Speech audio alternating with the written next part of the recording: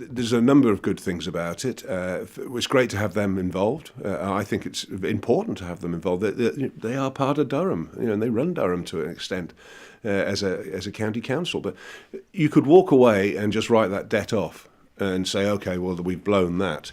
But I think what's been achieved in turning it into a share option, it means that people, hopefully, the council, will end up getting everything back. The response has been magnificent. There's been a great response from the public. Going down the street, good luck with it, Beefy.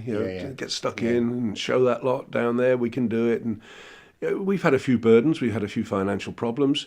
Nothing that the players could do about that. No. It's the players now, I think, are going to roll up their sleeves and be ready for battle.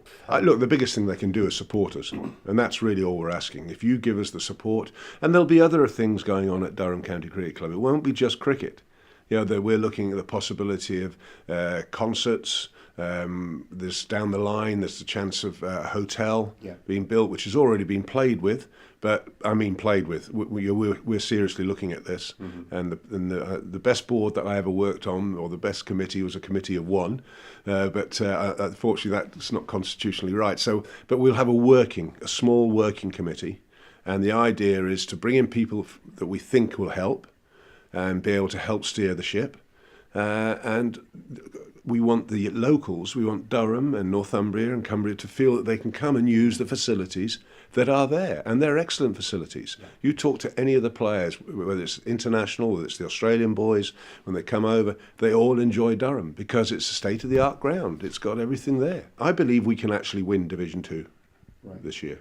I think we're good enough. We're certainly good enough. There's no doubt about that.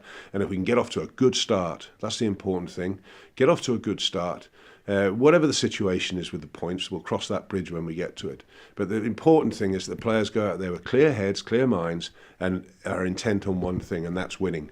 And if you look at the talent, people like Mark Wood will be coming back from injury, and he is such a talent. He's the quickest bowler in England.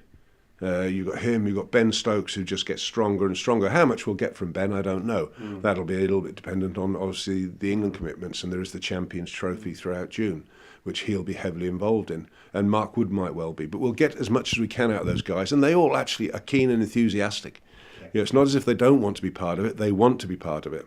And that actually gives me a boost as well, to be honest. That makes me feel good, that the players have got that kind of, that attitude.